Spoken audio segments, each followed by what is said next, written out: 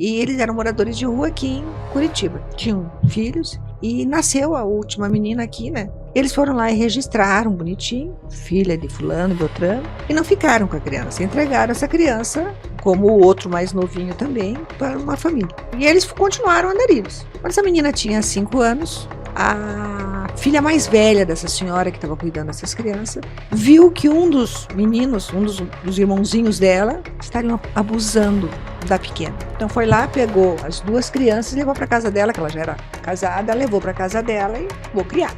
E ali foi o momento mais feliz, o período mais feliz dessa menina, porque ali ela tinha roupa lavada, ela tinha comida, ela tinha escola, ela tinha lancheira, que ela sonhava em ir de lancheira para a escola, coisas assim. A delegacia de polícia hoje é um lugar de ajuda. O nosso lema na Polícia Civil, eu fico falando isso, que maravilha, nós temos mais armas, temos mais carros, que maravilha, mas nós temos mais policiais, porque nós somos servir e proteger. Sabe que eu acho que mais do que o medo de denunciar, ela tem vergonha? As mulheres têm vergonha? Enquanto você aperta o play nesse episódio, uma mulher em algum lugar do Brasil está sendo agredida, assediada, violentada ou perde a própria vida nesse momento. Os números não mentem e só aumentam. Na última década, o feminicídio cresceu 316% desde que passou a ser reconhecido como crime. Isso significa que hoje 4 mulheres são assassinadas todos os dias no nosso país. E a cada 30 segundos, uma mulher se torna vítima de algum tipo de violência. Em algum lugar, agora, uma mulher tenta decidir se pede ajuda, outra já pediu e não foi ouvida. E tem aquela que decidiu não se calar e mudou a história de muita gente. O Papo Real de hoje é sobre essas mulheres. Mulheres que inspiram, mulheres que protegem, mulheres que transformam e mulheres que precisam de proteção. E quando falamos de proteção, não falamos só de agora. Hoje essa conversa tem também uma ouvinte muito especial aqui comigo, a Beatriz, minha filha de 18 anos. Ela não está aqui para falar, mas para ouvir, para representar a menina que está aprendendo, a jovem que precisa ser alertada. E muitas vezes aquela menina que ainda não percebeu os sinais, porque proteção também é informação e ouvir cedo pode salvar caminhos. Este não é um episódio comemorativo, ele é necessário. Aqui a gente fala de justiça que sai do papel e que chega na vida real. E de uma proteção que não é promessa, mas que realmente salva vidas. Hoje eu recebo 2 mulheres que representam isso de verdade, com muita verdade. Em histórias diferentes, em frentes diferentes, mas com o mesmo impacto. Este é o Papo Real, um espaço onde a realidade exige atenção e não o silêncio. Vamos conversar com a desembargadora do Tribunal de Justiça do Paraná, doutora Joeci Machado Camargo, uma das mulheres mais respeitadas do judiciário paranaense, reconhecida pela firmeza, pela conduta e pelo compromisso real com a proteção da sociedade. E com a doutora delegada Luciana Novaes, que representa milhares de mulheres, mulheres que muitas vezes chegam com medo, em silêncio, machucadas no corpo, na alma, mulheres que no dia a dia protegem vidas. São essas mulheres que vão estar aqui falando com a gente hoje. Fica com a gente porque esse episódio está imperdível.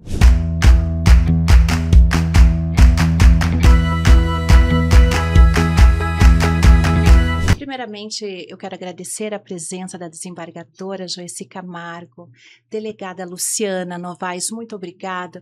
Beatriz Laura, muito obrigada por estar aqui com a gente, compartilhando desse momento tão importante, dessa fala tão necessária, que é voltado para a proteção da mulher. Nós estamos aqui representando milhares de mulheres, levando esse conhecimento, essa fala tão importante.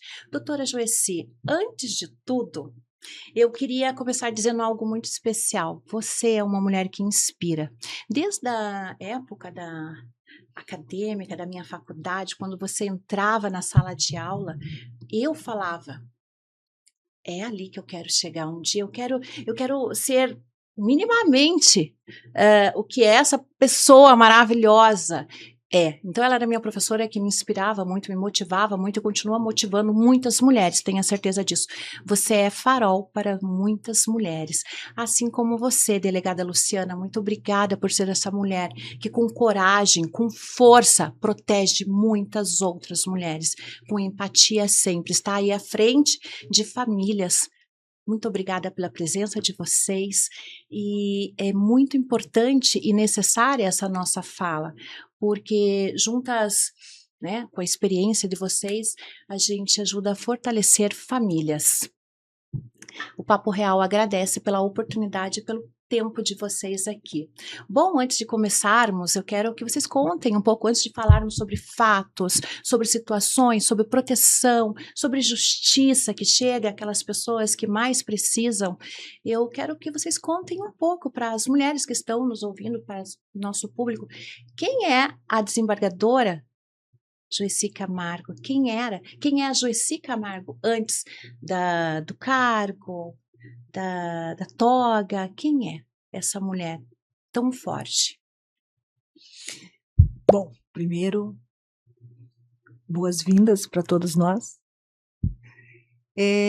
A Joyci sempre foi sonhadora. Desde os 7 anos eu já sabia o que eu queria ser. Eu queria ser advogada. E o meu grande, digamos assim, aquele baluarte do direito para mim, que era o doutor Neri Lopes Casale, em Londrina, ele era meu exemplo, meu modelo, né, que se referia muitas vezes às famílias desamparadas. Então, eu tinha ele como um centro. Então, eu sempre fui sonhadora. Aí você olha lá para trás e você diz assim, nossa, eu desejei tanto fazer isso. E veja onde eu cheguei, eu não parei, né? Então, este sonho pode ser realizado não só por mim.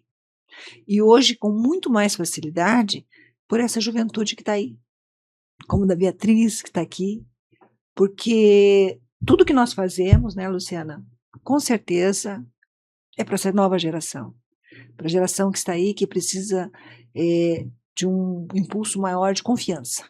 Isso é verdade. Porque a esperança nós já estamos dando. Porque na nossa época, na minha época, lá atrás, tudo era muito difícil. Muito mais difícil. Existia um machismo preponderante, a mulher não tinha voz na sua comunidade, não tinha voz na família. Então, tudo foi um aprendizado, uma luta constante para a derrubada de tabus, de preconceitos, que cheguei até aqui. Maravilhosa e iluminando muitas outras mulheres e famílias. Doutora Luciana, quem é essa mulher por trás dessa delegada tão forte, dessa delegada que representa muita força?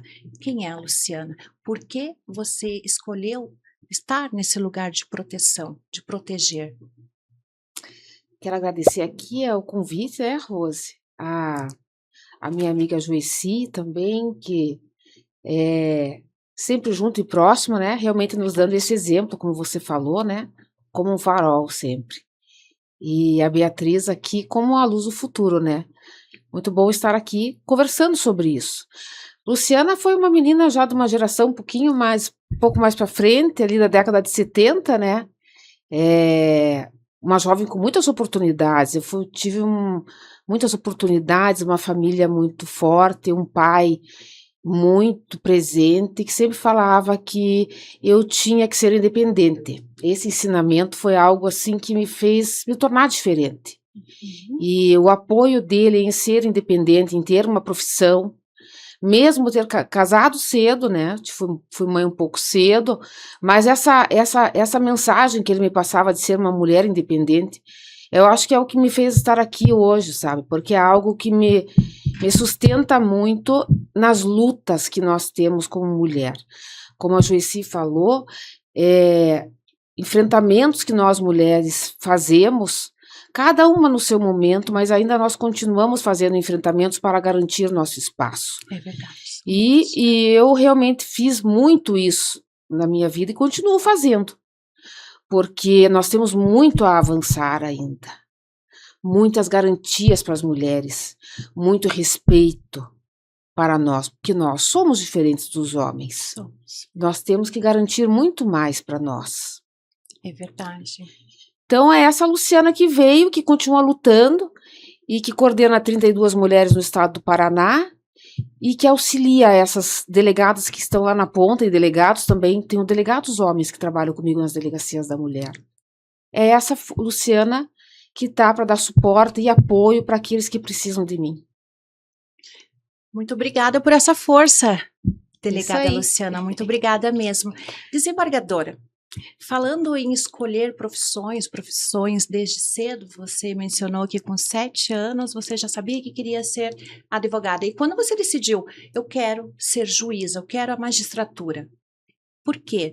Foi vocação, necessidade, indignação, propósito? O que te levou a ser essa juíza, hoje desembargadora? Sabe, Rose, eu venho de uma família extremamente humilde. Tudo foi muito difícil. Meu pai nos abandonou e nós estudamos, as 4 filhas, de bolsa de estudo. Então a vida foi aquela facilidade que eu digo que hoje todo mundo tem, nós não tínhamos, porque até fome a gente passou. E havia um preconceito muito latente, né? Que mulher abandonada, tipo, tinha que desviar até na rua para andar. Minha mãe era aquela mulher abandonada. E a mãe sempre foi, assim, o meu exemplo de força, né? Até os 95 anos, que ela faz 2 anos agora que ela faleceu, foi aquele suporte que te põe para cima, que te põe para frente, de luta de uma mulher com até o 4º ano primário, que criou 4 filhas e formou as 4 filhas, sozinha, sem nenhum relacionamento, logo após o abandono do meu pai. Então, este sonho de ser advogada era e é o sonho do ideal de servir, de fazer com que pessoas mais frágeis, pessoas vulneráveis, possam ter esse acolhimento. Esse sempre foi aquela minha vontade, esse foi o meu despertar aos 7 anos. Então, estudei, fiz minha faculdade por bolsa de estudo, casei, vim para Curitiba, terminei minha faculdade aqui em Curitiba. E um belo dia, já advogando, eu era advogada da Defensoria Pública na época, e na época não atuava na família, atuava no crime, veja só. Olha só. Atuava no crime na Penitenciária Central do Estado. Era advogada de 300 Josés. Meu. E, quando não estava lá, daí que eu atuava na família. Mas, mesmo ali um dia, eu tive um sonho. E neste sonho eu vi as colunas como se fossem romanas ou gregas, mais ou menos assim, aquelas colunas, e eu fazendo uma prova de concurso. Me lembro que era um professor que fazia as perguntas, um professor da faculdade, e eu dizia assim, não sei, mas o que eu estou fazendo? O que é isso? Então eu não conseguia ainda interpretar aquele sonho, e aí uma senhora chegou e disse para mim assim, você vai fazer o concurso? Aí eu disse assim, mas está abertas as inscrições, vai fazer o concurso. Aí eu fui. Meu Deus, olha só. Foi assim nesse despertar, mas não que eu sonhasse, que eu tivesse algum sonho inicialmente em ser magistrada. Isso nunca passou pela minha cabeça até então. Foi naquele dia, depois do sonho, é que eu fui então fazer concurso. Eu não passei no primeiro. Aí no segundo concurso, eu passei. Quando ninguém sabia que eu ia fazer concurso, nem o marido. Olha. Eu fiz reservada, fui lá, fiz o concurso e passei. Mas tem um detalhe. Na última prova do concurso, eu já tinha meu filho, que na época tinha 10 anos, e eu tinha que deixar ele, foi em dezembro, eu tinha que deixá-lo na casa de uma amiga. Mas antes eu passei na igreja da Santa Quitéria, que era a única que estava aberta. Cheguei lá na igreja, enquanto ele pedia um irmãozinho para Jesus, eu rezava para Nossa Senhora e dizia que se Deus quisesse que eu fosse juiz, então que eu tivesse a oportunidade de passar. Mas que se fosse para ser um juiz, vaidoso e que não fosse cumprir tudo aquilo que me fosse pedido, eu dedicava a minha carreira a esse trabalho. E fui embora. Aí fui lá, fiz a prova do concurso, tudo, deixei meu filho na casa da minha amiga, fiz a prova, achei que não tinha passado, cheguei em casa, quando chegou 7 horas da noite, o telefone tocou, e a turma dizendo assim, olha, Joyce, você vem aqui, saiu o resultado, venha curtir com os teus amigos aqui, né? Aí eu disse, não vou, porque eu tenho que fazer janta, meu marido acabou de chegar, e eu vou fazer uma jantinha, agora tenho que pôr o Marcelo pro banho, etc. Ah, então tá. Então você vem amanhã, às 9 horas da manhã, na corregedoria, para escolher a tua comarca. Aí eu peguei e disse, mas não estou entendendo, por que escolher a minha comarca? Porque você passou em 12º lugar. Maravilha. E a missão. Então, tudo foi encaminhado a surpresa por Deus. de um sonho, de uma vontade foi divina. uma visão, né? Deus ali falou com você. E me diz uma coisa, hoje é um outro cenário, mas lá atrás você passou por muitas dificuldades, como você mesma disse. Em algum momento, a Joyce, aquela menina que sonhava alto, pensou em desistir? Nunca. Nunca. Nunca passou isso pela minha cabeça. Nunca. É. Por quê? Porque tinha uma mãe que dizia assim, você vai em frente, você consegue. E eu tinha aquele propósito, minha mãe sempre me deu aquele apoio, minha mãe, meu norte, meu sul, meu leste, meu oeste, era meu todo, como sempre foi. Uma mulher que foi vítima de violência doméstica a vida inteira. E a Luciana sabe bem o que significa isso, porque ela atua nessa área. Minha mãe foi vítima de violência, como minha irmã foi vítima da violência paterna. Nossa. Minha irmã mais velha. E ela, com toda essa dor, esse sofrimento, ela conseguia ser essa força. Com certeza. Foi o exemplo nosso, foi o que nos deu, foi o que me deu, tipo, eu quero. Por isso, da área do direito. Eu quero mudar, eu acho que no fundo você queria usar a justiça em prol da família mesmo. Com certeza, tanto que quando eu entrei na magistratura, eu decidi que as minhas portas ficariam abertas. E as portas do meu gabinete sempre ficaram abertas. Eu nunca fui um juiz de porta fechada. Isso é verdade. E sempre procurei nas comarcas das quais eu participei, que eu fui juíza, eu sempre procurei atender a população mais vulnerável. E muitas vezes, Rose, eu chegava assim, pedia assim para o advogado, ele entrava lá, porque as famílias me procuravam, né? Eles queriam que eu ajudasse, porque eu andava na rua, eu andava no supermercado, na farmácia, na mercearia, na igreja, eu convivia. Eu era um cidadão daquela cidade, independente de eu ser juiz. E eu morava naquela comarca. Meus filhos estudavam lá, em todas as comarcas em que eu passei. E aquilo era, assim, como é que eu posso dizer para você, você vivendo o drama de todo mundo, você passa a ser aquele conselheiro, aquela conselheira. Então eles iam lá no fórum pedir ajuda. Quantas e quantas mulheres desesperadas chegavam lá muito machucadas. Aí eu chegava para o advogado, primeiro que entrava no fórum e dizia assim, doutor, eu vou fazer uma audiência, é uma separação consensual. E o senhor pode atender para mim? É gratuito. Mas vai sair a decisão agora, na hora. Eles já iam para a sala do júri, já sentavam na nossa máquina, no nosso computador mais moderno, com aquela internet maravilhosa, que era a Hamilton, a Facite. Nossa! É isso aí, outra época. E faziam a petição, eu já homologava ali, o promotor junto, e eles já saíam separados, o escrivão já fazia o mandado e já ia para o cartório. Isso eu sempre fiz. Isso é verdade. Daí o trabalho que eu desenvolvo até hoje. Olha aí que trabalho incrível. Nós já vamos falar sobre esse trabalho que é um divisor de águas, com certeza. Doutora Luciana, você como delegada carrega um peso muito grande, uma responsabilidade muito grande de proteger vidas, né? E isso tem um impacto emocional. Como mulher, como é lidar com toda essa situação, com esse peso, com essa responsabilidade, com o sistema?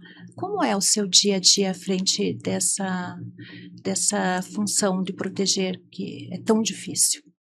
É como a desembargadora Joyce, tudo tem uma história, né? A vida da gente é um quebra-cabeça que ele vai montando e você vai construindo o teu futuro, mas sempre tem algo que te move, né? A Joyce, ela, esse lado voltado para o outro, né? E eu, da mesma forma, na minha carreira como delegada de polícia, demorei um pouco para me encontrar nela, exatamente por ser uma profissão. Ela tem um tom muito masculino, né? Tem um tom masculino ela, mesmo agora. E eu percorri por vários caminhos, né? Desde o começo da carreira, lá no interior, já atendia mulheres vítimas. Não tinha a Lei Maria da Penha, não se falava em feminicídio, e era tudo resolvido por termos circunstanciados, situações mais rápidas. E a mulher não era levada tão a sério, essa visão que eu tinha, sabe? Aquela questão da mulher ir num dia, no outro dia voltar e desistir, acontecia mesmo. Sim. Era uma realidade muito triste essa. A possibilidade da mulher desistir de algo muito sério, que era a tomada de decisão de denunciar o seu agressor. Mas o que me faz persistir é isso, a possibilidade de ajudar o outro, né? Então, eu me encontrei na carreira de delegado de polícia por ter passado por vários lugares, como divisão de narcóticos, que é diferente. Você não tem aquela pessoa que você tem que cuidar, você, na verdade, está lidando literalmente com pessoas que estão cometendo ilícitos e trazendo mal para a vida das pessoas, né? A substância entorpecente traz muito mal. E a vida vai moldando, a profissão vai moldando a gente, vai se tornando muito firme, foi me tornando uma pessoa muito firme, mas, felizmente, a racionalidade necessária para ajudar o outro não tirou o meu lado muito humano. Então, eu consegui dosar isso para poder me doar para a profissão sem sofrer. Entende? Excelente. Então, eu consegui achar um meio termo ali, um caminho em que eu preciso ser útil e ajudar os outros. É onde eu me achei na profissão. Porque eu passei por várias unidades. Tipo, de narcóticos, trabalhei, mas não era para mim. Não era para mim. Eu queria ajudar o outro. A possibilidade de uma palavra, um auxílio, eu consegui. Mesmo no crime, você consegue mudar muito isso. Com adolescentes e jovens, eu tive uma experiência muito boa, que foi 6 anos trabalhando com adolescente infrator. Que muitas vezes eles falavam para mim, que bom que você falou isso para mim, agora eu acho que eu consigo entender, consigo mudar a minha vida. Isso para mim era um presente para mim muito grande. É o que alimenta a alma realmente. Então, eu consegui achar o ponto de racionalizar, ajudar e não sofrer, não trazer para mim, sabe? Consegui fazer isso. O que muitas vezes não é fácil, exige muita inteligência emocional, muita força também, né, para dividir. E vejam, falando nessa questão de mulheres, a questão de muitos homens, de ser um ambiente predominantemente masculino, vocês começaram quando não tinha tantas mulheres em posição de liderança, não é verdade? E assim, o que hoje para vocês, eu vejo que hoje vocês representam, hoje nós já temos mais mulheres em lugares de fala, de representação, o que é muito importante para toda a sociedade, sem sombra de dúvidas. Mas vocês foram lá. Quando você passou no concurso, não tinha muitas delegadas, tinha, doutora? Não tinham muitas delegadas, acho que não chegava a 15%. Na minha turma que passou, nós éramos 41, eram eu e mais 3 mulheres só. Veja, a desembargadora, Como que não é verdade? Lá atrás, então, era difícil, então não era só a barreira do concurso, não era só a barreira, tinha toda essa barreira social também. Mas hoje, graças a vocês que já abriram as portas, o que isso representa para as novas mulheres? Pega um caminho mais fácil? Tá mais fácil? Com certeza, houve uma quebra de paradigma que cada uma de nós na sua área, né, doutora Luciana, cada um no seu momento conseguiu derrubar. E, digamos assim, um muro que hoje não existe mais. E não por um aspecto estritamente feminista, não. Não, jamais. Nem dizendo assim, não, porque isso é machismo, ou isso é feminismo, não foi por esse que nós fomos. Foi justamente pela capacidade de trabalho. Tá? Então, essa capacidade é que predomina. Então, eu nunca olhei você é juiz e você é juíza, você é menor ou você é desafiador. Não. Eu cumpri a minha meta. Ou seja, eu lutei como magistrada, independente de ser mulher ou ser homem, eu sempre me impus. E principalmente pela força, pela determinação, pela luta mesmo de você abrir alguns horizontes que estavam completamente obscuros na época. Ninguém se falava numa série de coisas e eu já falava, eu já brigava por alguns espaços. Sim. E esses espaços, eu procuro dizer lá para os jovens magistrados que o paradigma eu quebrei. Agora quem continua são elas. Verdade, com essa mesma força, né? Que mesmo com todo esse avanço, nós vemos que não é fácil em determinados lugares. Essa questão, as mulheres continuam recebendo menos em determinadas profissões, né? Então existe ainda muita força aí por trás. Precisamos continuar levando, né? São movimentos que a gente não pode deixar, né, Não. Joyci? O que eu penso é assim, nós não podemos parar, realmente. E essa fala da Joyci me fez pensar o seguinte: a força de trabalho, mostrar o quanto a mulher tem capacidades. Às vezes eu faço alguns discursos feministas, sabe? Às vezes eu faço. Às vezes é Faço necessário. bastante discurso feminista. Mas o que acontece, o que eu percebo? Realmente a nossa força de trabalho é um movimento muito positivo que nos impõe, né? Que nos coloca no lugar certo, mostrando o quanto nós temos de capacidades. Só que o que acontece? Nós estamos avançando, estamos conseguindo muitas cadeiras e muitos espaços. E isso às vezes assusta os homens, né? E eles pensam, puxa, elas estão na nossa cadeira. Realmente nós estamos. Mas é como conquistar a paz. O que eu penso? Para que não tenha guerra, né? Entre homens e mulheres, continuemos trabalhando. Continuemos nosso espaço. Precisamos remar dia a dia e precisamos estar presente, falando, como a Joyci fez. Ela buscou lugares para as mulheres, conquistou o que ela conquistou de diferente na magistratura, esse espaço que ela tem na justiça no bairro, isso é dela, totalmente dela. Então, é algo que a gente tem que continuar avançando, acreditando, colocar como objetivo com o trabalho. Isso mesmo. E veja, com toda essa inspiração, né, com esses caminhos que vocês abriram e que muitas mulheres já seguiram e continuam seguindo, mas o que vocês falariam com essa experiência para aquela jovem que está lá numa cidadezinha pequena, muitas vezes, ou numa comunidade carente, que ela fala, ela também sonha alto, assim como a Joyci sonhou, assim como você sonhou. O que vocês falariam para ela? Muitas vezes ela fala, não, mas eu sonho alto, mas não é para mim, não é para mim. Todos nós temos um ideal. Então, quando você está numa sala de aula, como essa jovem que está aqui, vai ser uma grande médica, está numa sala de aula, você estabelece modelos no teu professor. Não só pela conduta, pela postura, mas pelo grande cabedal de cultura, digamos assim, que ele traz, que ele transporta, de ensinamento, de conhecimento, que ele transporta para você. Então, você vai escolher, você vai ter um modelo. Isso não tem como. Todos nós tivemos modelos e seguimos e nos tornamos, muitas vezes, até melhor que o nosso mestre. Que é o que acontece normalmente.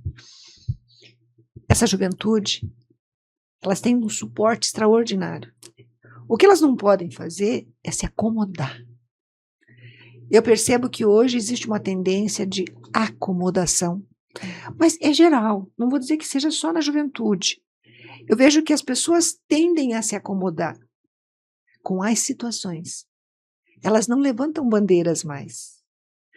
E se faz necessário que a gente levante bandeiras.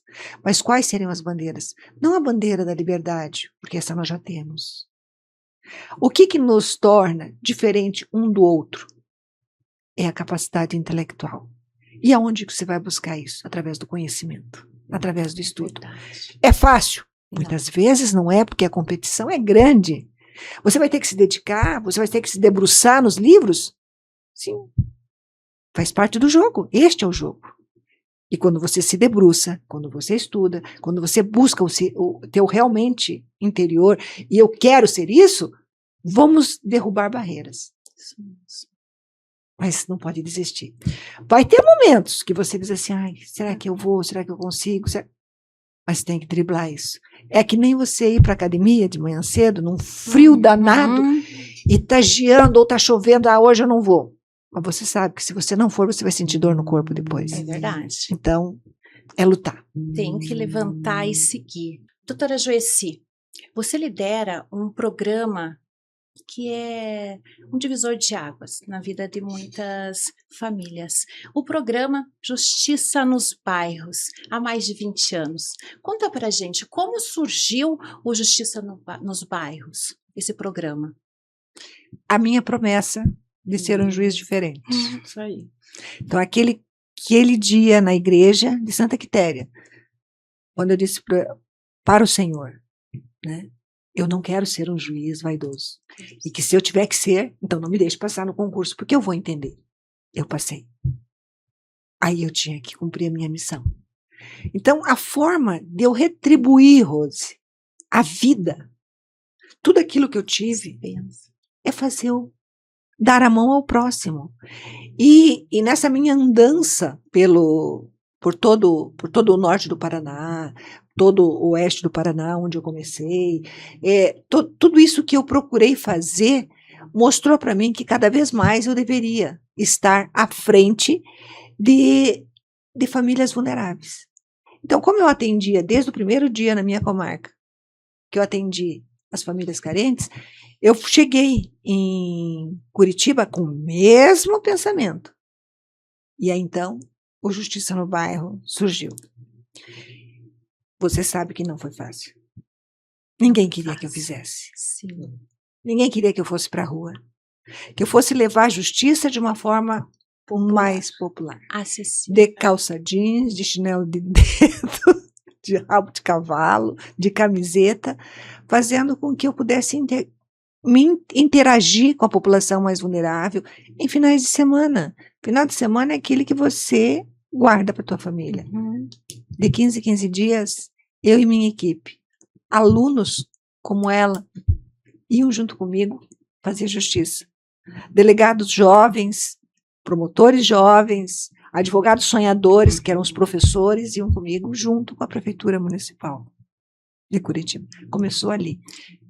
Ele era muito pequeno, ele começou pequeno, hoje ele é... Na realidade, acho que ele começou grande já, Rose, porque eu fazia na Rua da Cidadania e eu tinha tanta gente, eu tinha tanto aluno, eu tinha 3 faculdades junto comigo.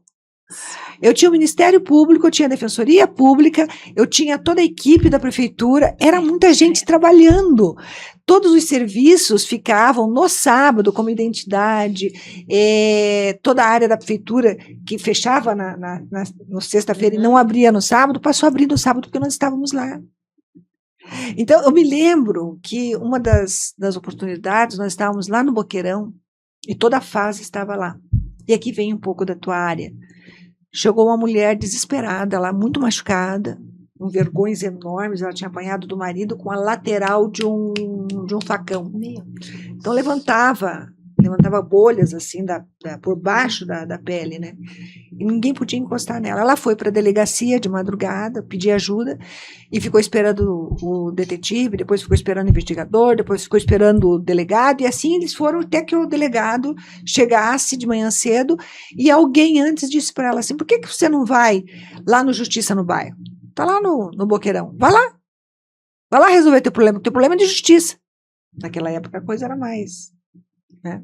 Isso foi em 2003.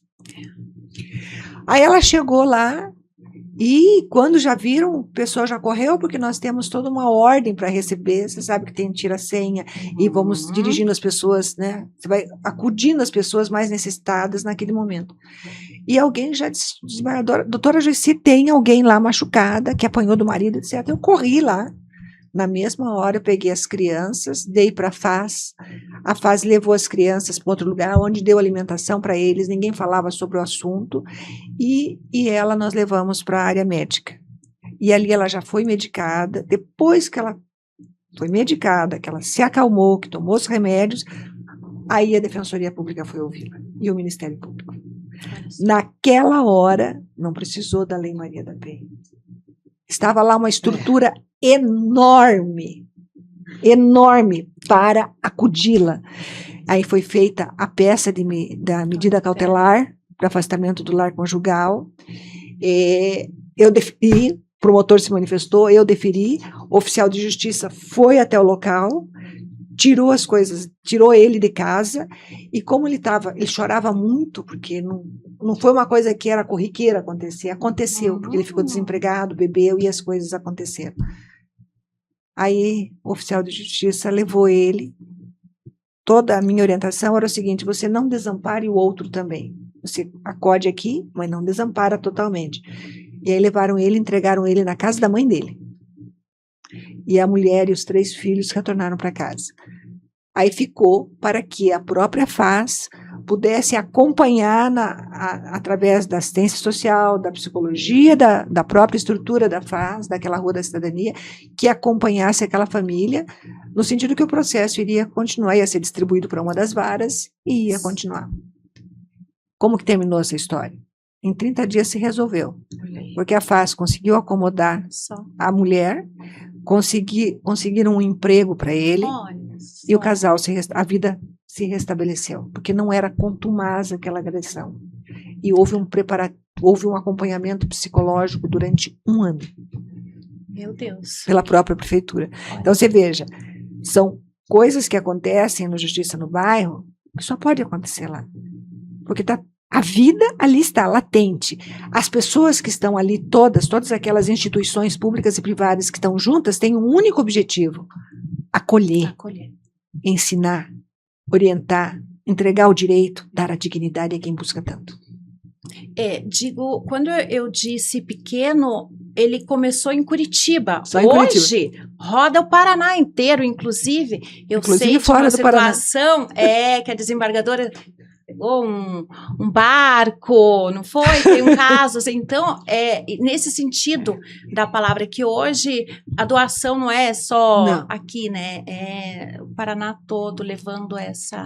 Inclusive, nós já atuamos em São Paulo, em Carapicuíba, já levei o projeto para lá, o programa, só que lá não teve... Ninguém quis tocar. Em Santa Catarina já existe. Difícil.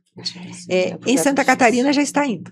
Olha só, olha o tamanho desse mercado. Então, aos poucos, porque a ideia é boa. Eu sempre digo assim, não tenho receio, eu ensino como faz. Eu levo os parceiros. Quem que é o meu maior parceiro? Chama-se FEComércio, Sesc Senac. Sim. Esse é o meu maior parceiro. Mas o doar-se, né, Juicy? Eu acho que Foi isso que eu escrevi aqui, doar-se. O mote do teu projeto é o doar-se. Então, realmente vai para frente. Quem tem esse dom?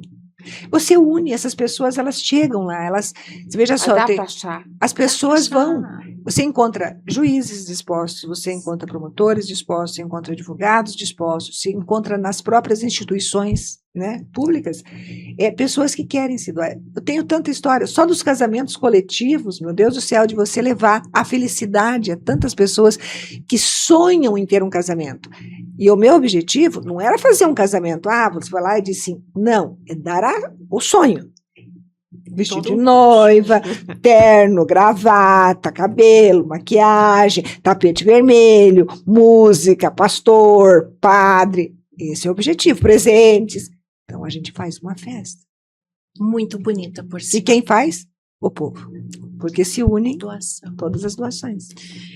Desembargadora, eu tive a honra e a oportunidade de fazer parte do Justiça no Bairro quando eu era acadêmica. E foi lá que despertou esse meu desejo de também pensar, usar o direito em prol das pessoas mais vulneráveis. Hoje eu transito muito nas comunidades, levando benefícios, falando sobre benefícios assistenciais, a pessoa idosa, essas situações. Então eu carrego esse propósito até hoje, esse propósito que eu aprendi com você. Muito obrigada. E como você já contou aquela história tão forte dessa família que através do Justiça do Bairro, nos bairros, o JB, né, o famoso JB, né, que teve esse desfecho tão feliz, graças a Deus. Tem mais alguma situação, alguma história que marcou? Tem ao longo várias. de todos esses, mas até Tem aquela várias. que você guarda no coração. Tem uma recente que nós tivemos em Maringá. Era uma família de moradores de rua, dos quais também são atendidos pelo programa Justiça no Bairro, e eles eram moradores de rua aqui em Curitiba. Tinham filhos, e nasceu a última menina aqui, né? Aqui em Curitiba. Eles foram lá e registraram bonitinho, filha de fulano e beltrano, e não ficaram com a criança, entregaram essa criança, como o outro mais novinho também, para uma família. E aí, e eles continuaram andarilhos. Largaram a criança lá e a criança ficou. Os dois, né? O menino e a menina. Quando essa menina tinha 5 anos, a filha mais velha dessa senhora que estava cuidando dessas crianças, viu que um dos meninos, um dos irmãozinhos dela, estariam abusando da pequena. Então foi lá, pegou as 2 crianças e levou para casa dela, que ela já era casada, levou para casa dela e vou criar.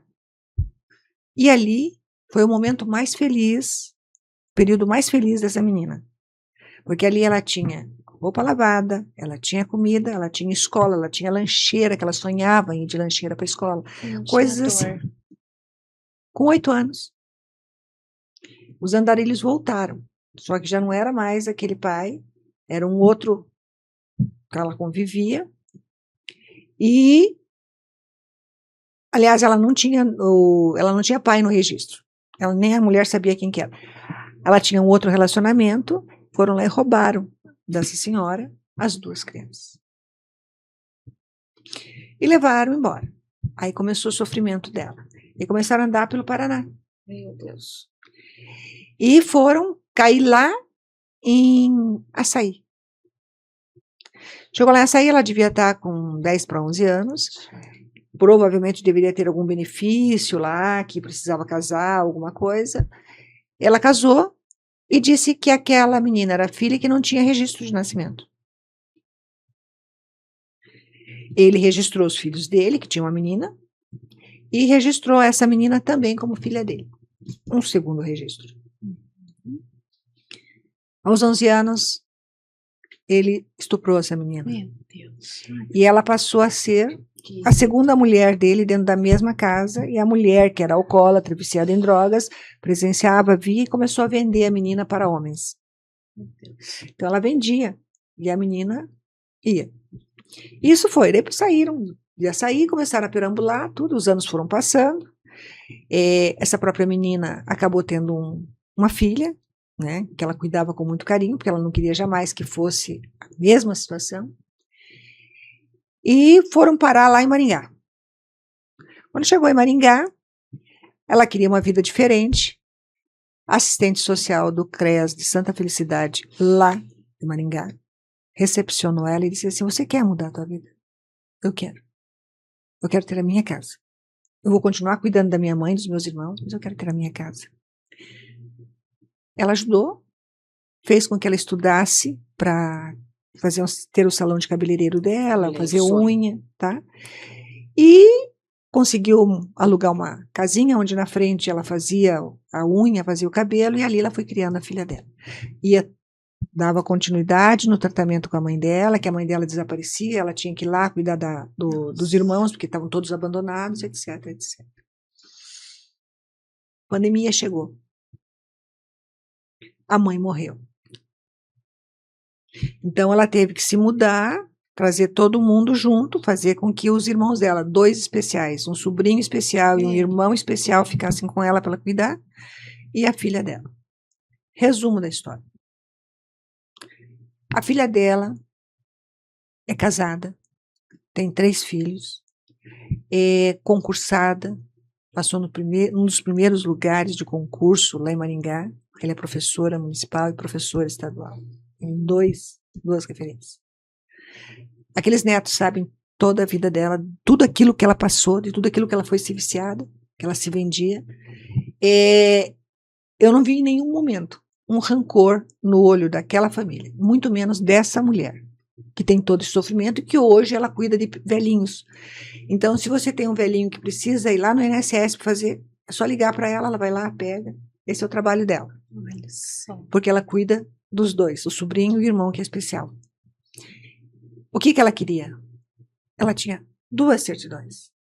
Ela só queria tirar dessa certidão o nome do homem que a estuprou. Daquele agressor. Uhum. Aí nós fizemos. Por quê? Eu disse assim, é tão simples, porque a tua certidão de nascimento é essa.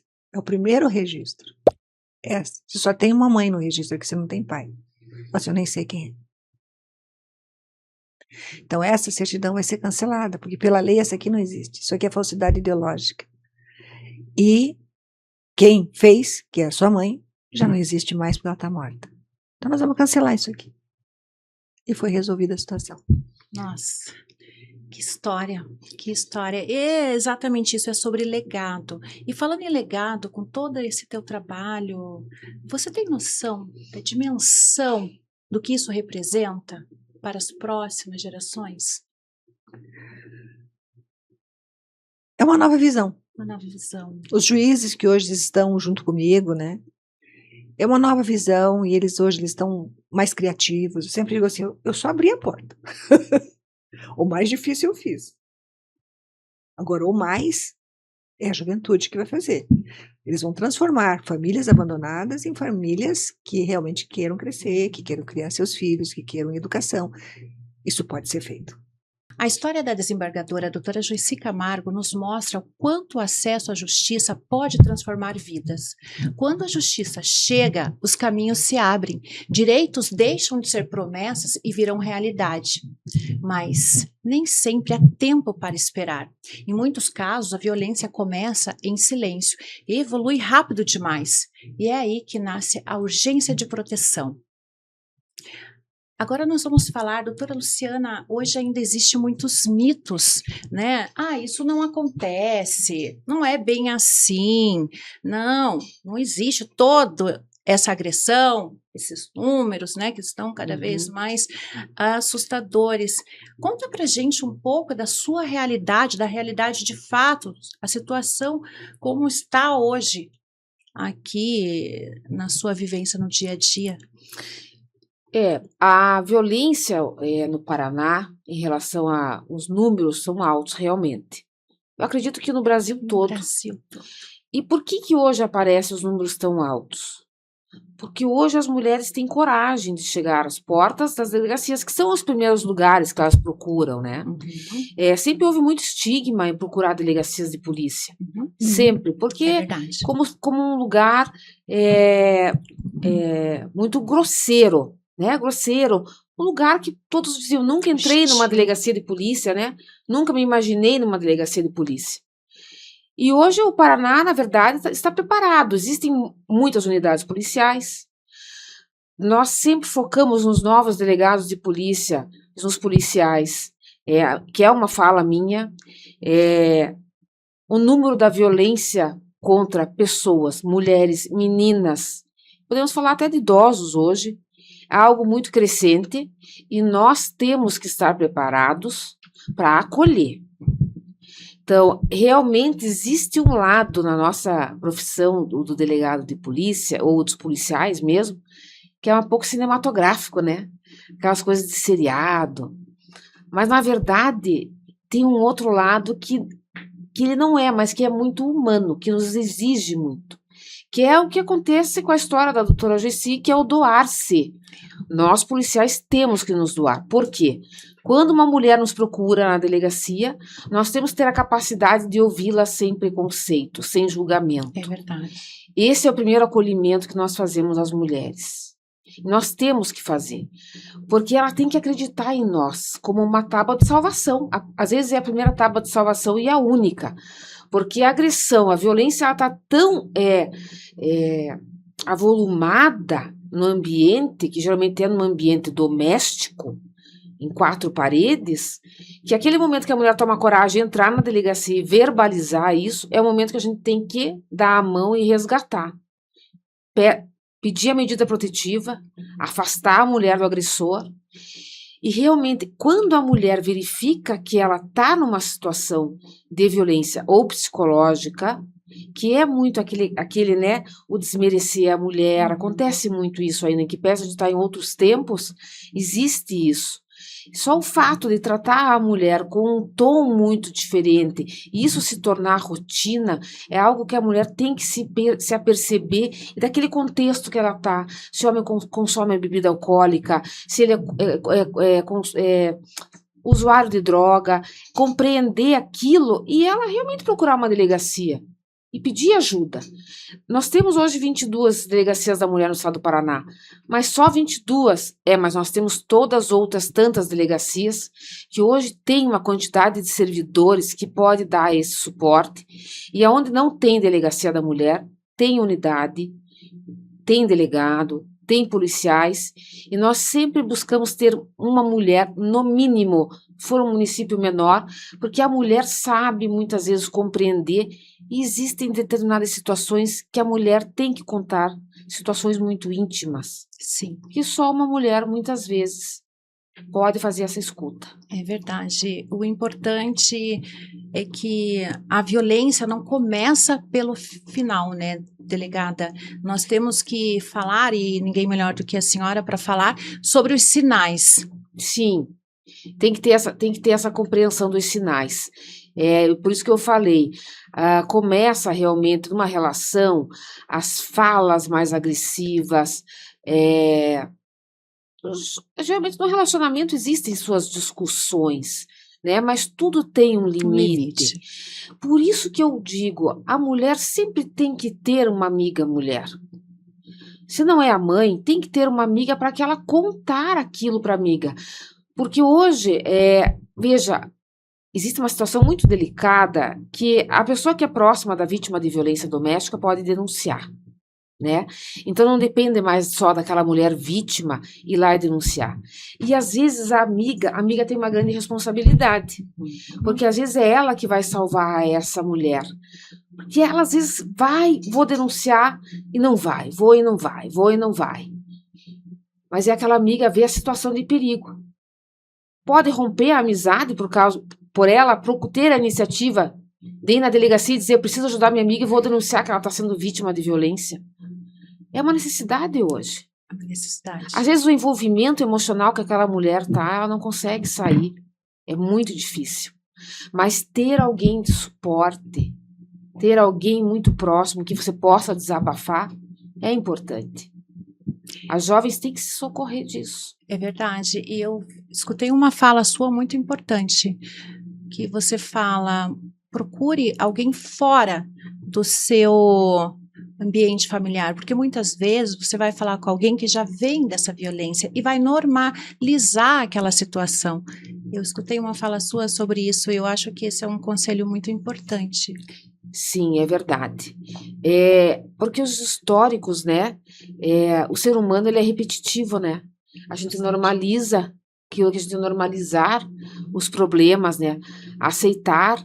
Quantas e quantas mulheres submissas, mães submissas que nós tivemos e que a gente viu que ela tinha que manter aquele padrão e a gente vivenciou o padrão. A tendência de repetir o padrão e de se tornar uma vítima de violência é muito, muito comum. Por isso que quando você se socializa com outras pessoas, com outras mulheres, E procura ajuda mesmo. A delegacia de polícia hoje é um lugar de ajuda. O nosso lema na Polícia Civil, eu fico falando isso, que maravilha, nós temos mais armas, temos mais carros, que maravilha. Mas nós temos mais policiais, porque nós somos servir e proteger. É isso que eu penso. Então, a delegacia de polícia hoje é a primeira porta de entrada. Então, assim, é importante ter pessoas próximas, mas muitas vezes o teu familiar não vai te dar aquele apoio. Não vai. Se for uma família mais tradicional, mais difícil ainda é. Uhum. E isso ocorre ainda. Nós Sim, temos famílias exatamente. tradicionais que realmente às vezes tentam, só quando chega naquele limiar que vai buscar uma ajuda. E às vezes não dá tempo. Aí já esgotou e a gente tem os grandes casos de feminicídio que são muitos. Exatamente. Por isso da importância da conscientização. E quando a gente, até antes nós estávamos conversando sobre a importância de conscientizar a nossa juventude, as nossas meninas, porque muitos casos eu vejo, inclusive, no dia a dia, relatos de mulheres que falam, poxa, mas eu preciso, então tem a dependência financeira, a dependência emocional, então nós temos que, penso que nós, enquanto sociedade, vocês, enquanto mulheres, autoridades, né, deixar essa fala para a geração da Beatriz, por exemplo, de que fique atenta aos sinais, pegar o teu celular e querer controlar tudo. O controle é uma forma também, né, de se demonstrar de que essa pessoa talvez seja uma pessoa... É um controlador. É um controlador. É uma agressão, né? Essa situação um relacionamento é respeito, né, Joyci? É respeito. E assim... questão da privacidade. Essa juventude também tem algumas dificuldades, sabe? Esse consumo, que eles têm tudo à disposição, tem uma exposição maior do corpo Sim. também agora. Eu não critico, cada geração é uma geração. É uma época. Só que tudo tem limite. Porque o que te dá respeito ou não, isso não tá legal para mim. É compreender isso e saber dizer, isso não tá legal para mim. E saber que sempre, você só pode dar, acho que, algo bom para outro se você estiver bem com você mesmo, né? E as mulheres têm que estar bem com elas mesmas. E elas compreenderem que elas são independentes, autônomas, e que antes de ter um companheiro, elas têm que estar bem com elas mesmas, porque delas têm direito de escolha. Isso mesmo. E até mesmo essas mulheres, eu penso que vivem num relacionamento abusivo, eu acho que não aceite isso como... Sempre tem um jeito, sabe? Sempre tem um jeito de sair. Apoio, tem né? um jeitinho de sair dessa situação, sabe? A gente teve um caso muito triste, só para mencionar, de uma policial nossa, e ela já estava separada de fato, dividindo o mesmo espaço com o marido, e você vê, né? Se tivesse talvez uma amiga que dissesse assim para ela, faça a tua mala e venha para cá, talvez isso não tivesse acontecido. Depois você discuta a questão patrimonial. Essa questão de ter alguém para te dizer esse momento você precisa se desprender disso e cuidar mais da tua garantia de vida, da tua integridade física e emocional. E às vezes pegar a malinha e sair por um tempo, que eu quero dizer, por um tempo não, muitas vezes é definitivo, mas sair do espaço, porque 4 paredes é um lugar muito perigoso. Muito perigoso. Muito perigoso. É saber identificar o momento certo, né, antes de uma tragédia. Porque às vezes tem muita disputa financeira, né, Joyci? Alguns casais aí ficam naquele ambiente pesado. É que o feminicídio ele já é anunciado. É anunciado. Ele não acontece na hora. Não acontece no improviso. Ele já vem sendo anunciado através de tudo isso que a doutora Luciana disse. Os primeiros xingamentos, as primeiras agressões verbais, os primeiros tolimento de comportamento, a primeira vez que rasga a roupa da mulher, porque eu não quero que você use isso. Isso é comum a gente ouvir nas salas de audiência. E o importante é agir e não esperar a tragédia acontecer, né? Exato. Doutora Luciana, eu vejo, inclusive hoje de manhã, eu estava num café com mulheres e elas comentaram. Mulheres muito próximas, têm medo. Hoje as mulheres têm medo de denunciar. por incrível que pareça, é um medo, assim, muito grande. Elas têm medo de represárias, elas têm medo de não estarem efetivamente protegidas. Inclusive, eu estava olhando aqui, dados mostram que mais de 90% das vítimas de feminicídio, elas não tinham medidas protetivas. Isso é uma verdade. Mais de 70% não tinha nem denúncia. Na prática, o que pode encorajar essa mulher e falar sim, existe uma rede de apoio, é possível essa proteção. É medo, elas não denunciam por medo. Elas não denunciam por medo, e a questão do envolvimento emocional é muito difícil de tirar a mulher, às vezes, do envolvimento emocional. A situação do feminicídio é um dos casos mais difíceis, por isso que eu falo. E se você verificar, a gente tem dados, geralmente ele ocorre no momento em que está havendo uma situação muito emocional do casal. Sim. E geralmente a mulher é vítima de instrumento, de facas, né? Eu ia falar o termo técnico, mas... Arma branca. Arma branca. Por quê? É o que está mais fácil. Às vezes não é programado, tem um evoluir que é anunciado realmente, mas não é programado. Só que assim, o que a mulher na verdade tem que enfrentar? Isso. Sabe que eu acho que mais do que o medo de denunciar, ela tem vergonha? Também. As mulheres têm vergonha, mas elas não podem ter vergonha porque elas se sentem culpadas, também tem isso. Na verdade, elas têm que se encorajar, e eu tenho certeza que toda mulher tem alguém que pode ajudá-la, ou é alguém da comunidade, uma representação às vezes comunitária. Até cultural, né? Cultural por causa da religião, do comportamento. Nós temos vergonha. A vergonha, sabe? Então, muito mais do que o medo, a gente vasculhar bem lá, o medo de denunciar, na verdade, tem a vergonha, sabe? De declarar que é vítima de violência.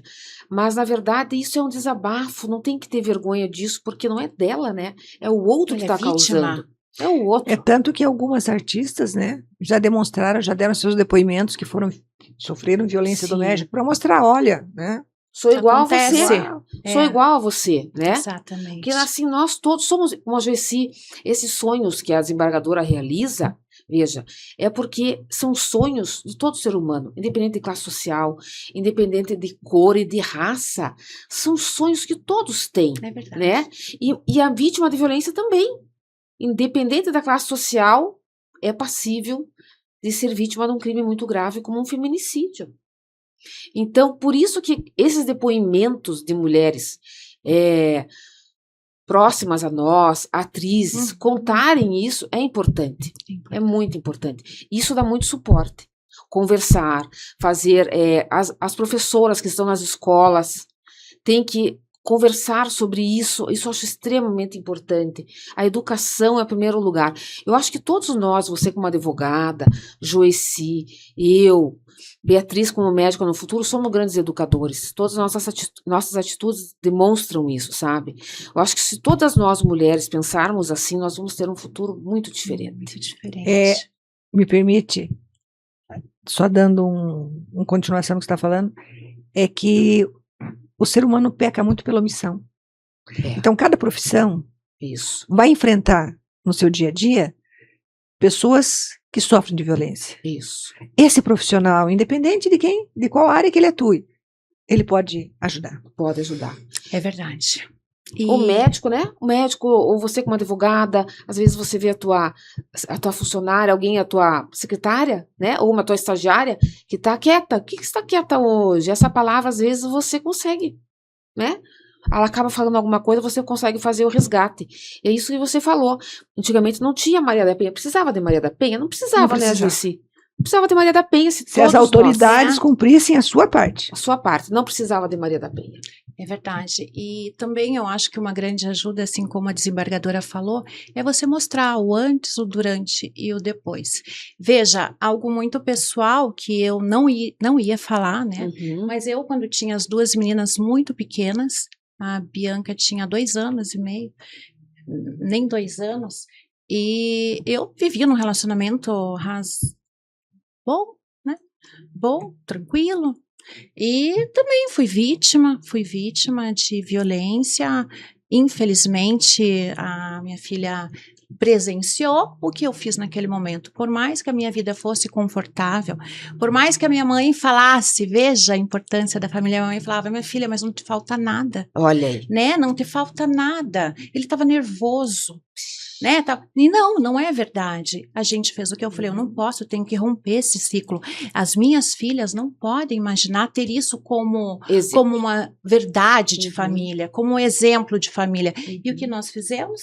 Seguimos. Eu, Beatriz e Bianca, e eu mostrei para elas que é possível sim, que não é um lugar de dor, a casa não pode ser um lugar de dor, de tristeza, de agressão, que o lar tem que ser feliz, a gente tem que buscar essa felicidade, essa alegria e esse exemplo, né? E hoje, exemplo de família é o que não falta, né, filha? Foi a melhor decisão que eu tomei na minha vida. Foi fácil? Não foi. Não foi fácil.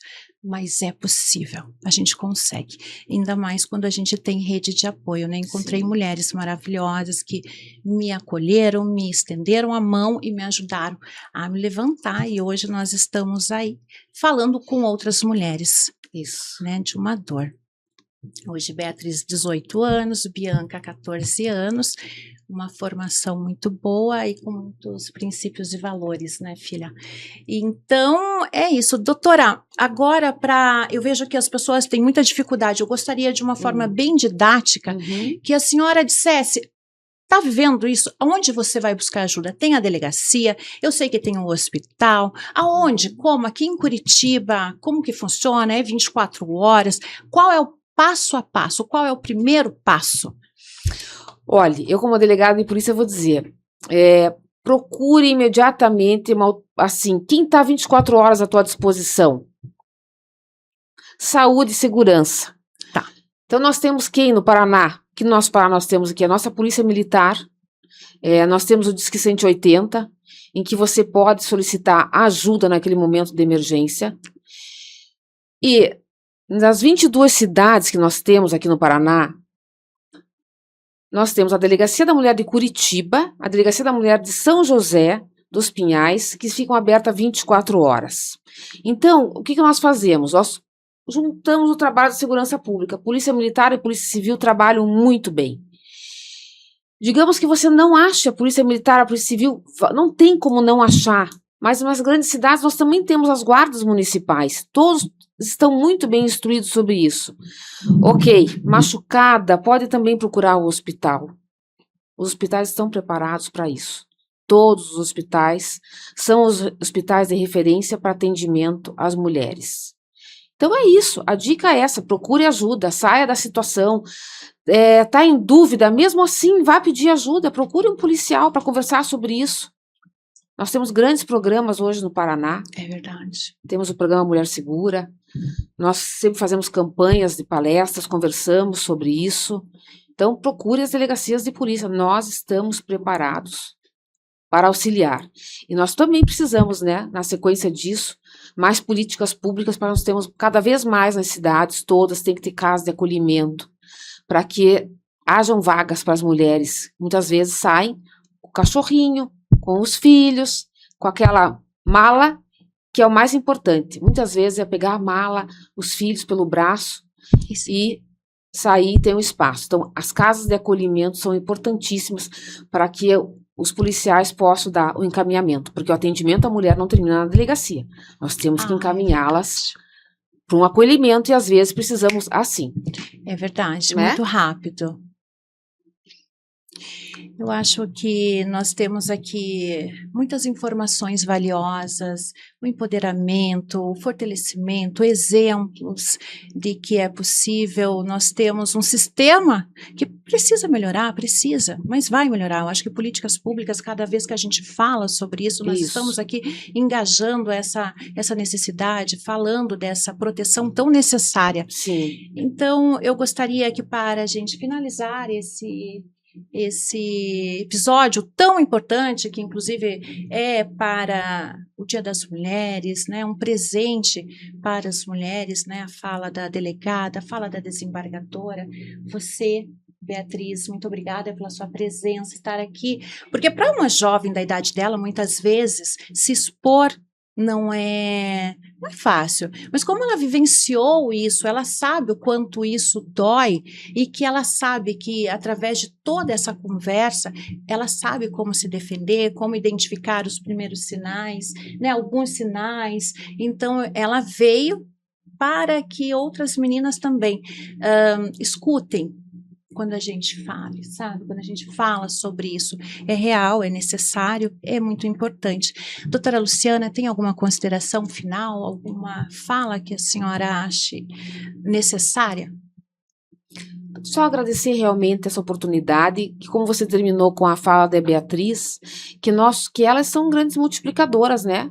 É nelas que é o futuro, né? Nos vemos nelas.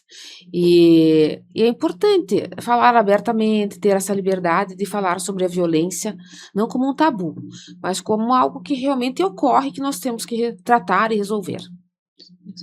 Desembargadora Joeci Camargo, qual é a sua fala para a gente finalizar esse episódio tão importante, tão necessário?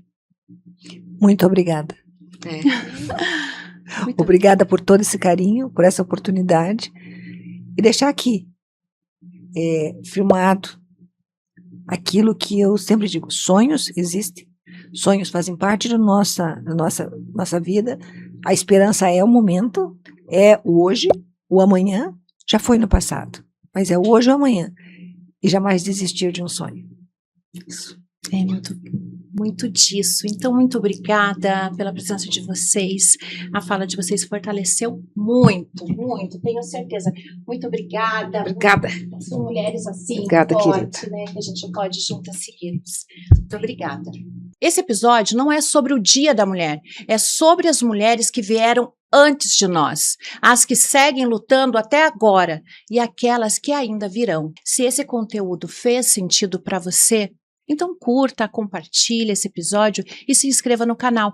Assim, essa conversa continua chegando lá na ponta, a quem realmente precisa ouvir. Bom, esse foi o Papo Real, porque falar é importante, mas ouvir de verdade pode transformar vidas. Muito obrigada e até o próximo.